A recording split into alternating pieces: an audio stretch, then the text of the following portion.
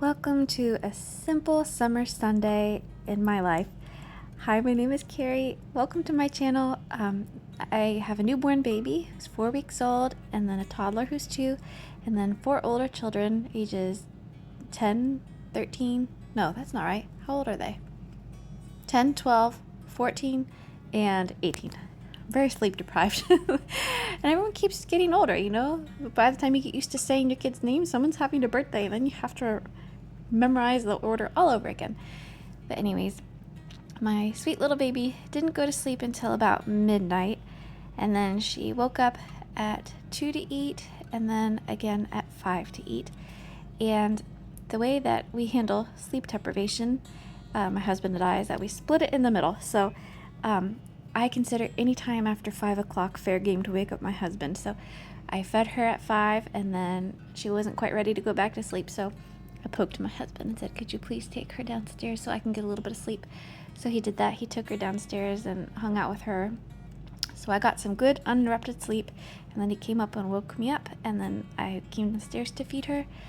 And this is my first Sunday back to church postpartum. I guess I went when she was just a couple days old, but then my bleeding got so heavy that I just needed to go back to bed and hang out for a while. So I did that. Now I'm feeling much better. So this is my first week besides that time when she was a couple days old.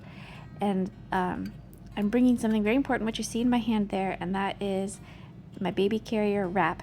That was so essential, so helpful. So when we got to church, we went straight from the car seat into the wrap, and then she fell asleep, and then she slept through the whole service, which was wonderful. So here I'm making a little bit of lunch. We already had some lettuce washed and ready to go.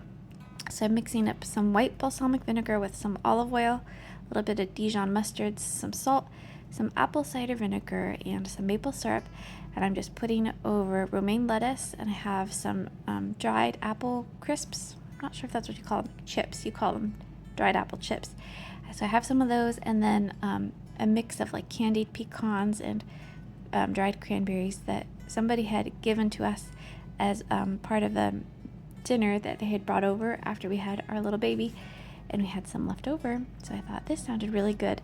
I got the white balsamic vinegar because I had looked up a recipe for like copycat recipes for Panera's Fuji apple chicken salad, the dressing for that, and it called for a white balsamic.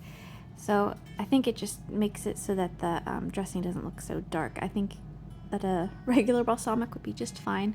I was also thinking a balsamic reduction. They sell those at Costco. I don't know if it's like Noni or Nona or something, but that would be really good. That's the brand, like drizzled over top.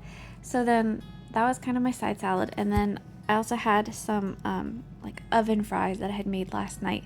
And it was just russet potatoes that I'd peeled and tried to slice pretty evenly but pretty thinly.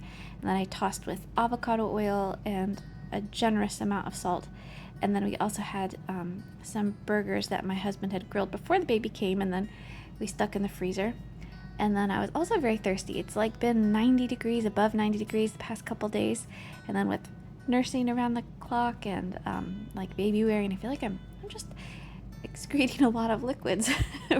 And so I'm always really thirsty. So I recently switched to being dairy-free because our baby's been spitting up a ton, and I was noticing a direct correlation between the amount of dairy I consumed and the amount of fluid she spit up. So I'm cutting out dairy for a while, and so I've got this unsweetened oat milk, and then I'm trying this Starbucks non-dairy coffee creamer. I think it's a combination of almond milk and oat milk, and it's like a caramel macchiato flavor. So I did some concentrated coffee. I made it in the Nespresso maker thing. So if you double tap the start button really quickly, then it makes a more concentrated brew, and that's great for iced coffee. So I did that, a lot of ice, and then some of the unsweetened oat milk and some of that creamer, and it was delicious. And it was so delicious, and I was so thirsty that throughout the afternoon I made myself 2 more of these drinks. Please don't judge me. I'm trying to figure out what to eat right now and what to drink. Everyone else was eating ice cream, and I was feeling sorry for myself. So anyways, I had lots of iced coffee, And then I was also kind of still in a sweets mood, so I was blending up some oats. So they're like gluten-free sprouted oats. We get those at Costco. And then I mixed it with some natural peanut butter, some coconut. My daughter had made this amazing cheesecake, and it had sweetened shredded coconut in the crust. She made like a mango key lime coconut cheesecake. It was so delicious. But there was some left over, and it was kind of like I found it in the back of the pantry, and I thought I should probably use this in these energy ball things that I'm making because they're gonna get lost and never used up. So I added that, and then I also added a little bit of honey, and then I just formed those into cubes, put them in a container, and stuck them in the fridge. Then after that, the baby was sleeping, and so it was time to get my little toddler down for a nap. So I just laid with her, we sang a song, and played with her baby dolls for a little bit. And then I always turn on the white noise machine. And with our youngest, or not, she's not our youngest anymore, I guess, with our toddler, a friend of mine had said something that really has been so helpful to me. And she said that she was told, I don't know if it was by a preschool teacher for her child or a Sunday school teacher, but that the most helpful thing to do when you're dropping your child off is to just like be super confident and be like, have a great time, I'll be back soon, bye, and not be like, I know mommy will be back soon, don't be sad, you can play with toys, do you want to play with a toy, and like lingering and kind of acting nervous. So I've taken that to heart, and it does really help with like church drop off to Sunday school, although this particular week it didn't help. We got texted in the middle of the service that we needed to come get our toddler, and she was not doing so well.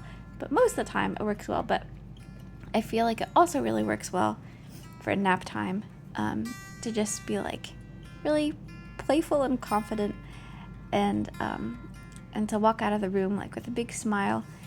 And then I don't know, I found that I'm less likely to have anyone crying, when I leave the room, which always makes me feel very like sad and stressed out. So she went down for a nap, and the baby was sleeping, and everyone else was out of the house. I don't know what they were all doing. I can't remember. Was someone disc golfing? Someone got to go boating, and then I don't know what everyone was doing. But anyways, the house was empty except for the toddler, the baby, and me. My oldest daughter was working. So I thought I would just get in bed and read a little bit, and then let my eyes get heavy and fall asleep. So I did read a little bit, and then I realized that I needed to sign my son up for soccer because his registration window had become available, and I don't know, it felt urgent. I don't know if there was actually an urgency, but I got that done. And then my son, who was going to go boating, he needed to stop by and get his bathing suit, and then so I got his bathing suit and I put it out on the front porch for him. And then he also asked for me to find his special face mask, so then I stopped what I was doing and went and got his face mask. And then he texted and asked for sandals, so then I went and I stopped what I was doing and I got him some sandals. So I did, I think, close my eyes for just a couple minutes, but shortly thereafter my oldest daughter came home and she was wondering where everyone was. And so then we talked for a few minutes, and then my toddler woke up. So sometimes just closing your eyes for a minute, or at least resting for a little bit, is a good reset, whether or not you actually get lots of minutes of sleep. So then my toddler woke up, and we had some of those peanut butter, oat, honey, coconut energy balls.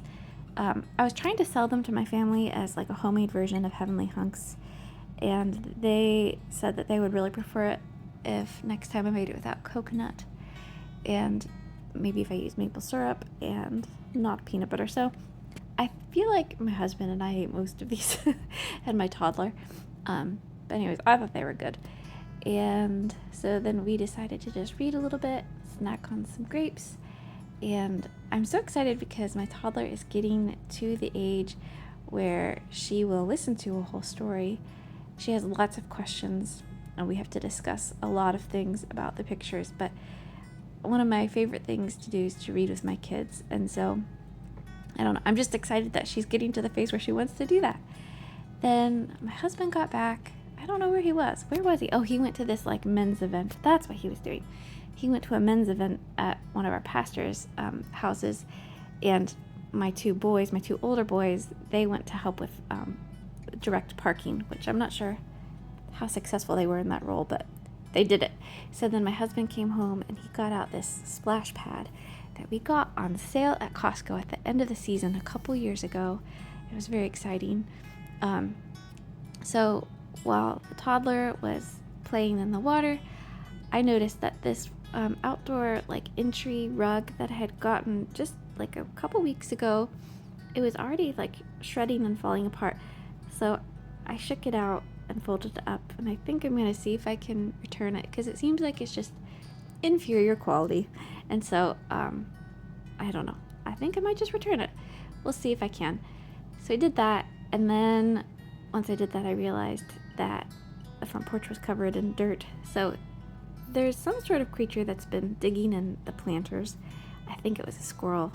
I don't know. I saw a squirrel on my front porch today. It was looking suspicious. I was like, what were you doing?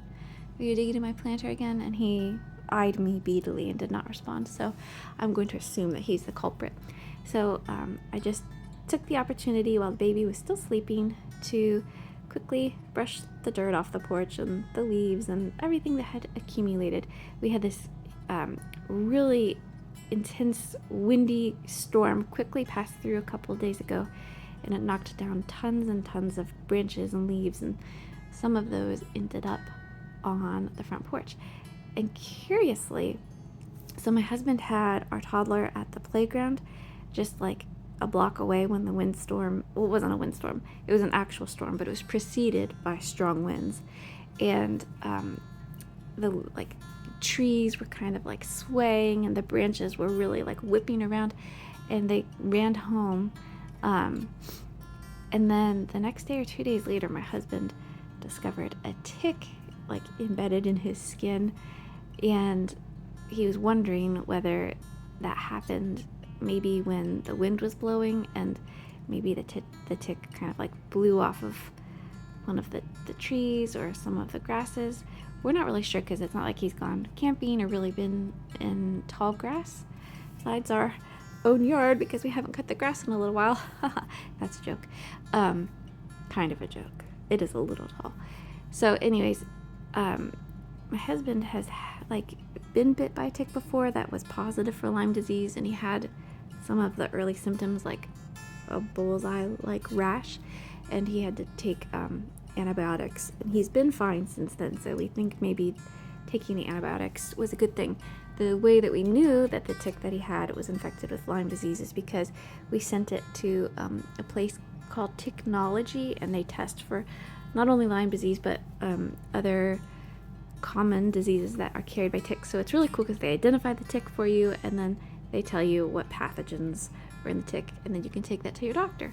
So we're sending this tick in too.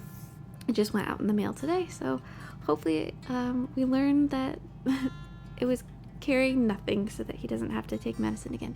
But here are my dahlias.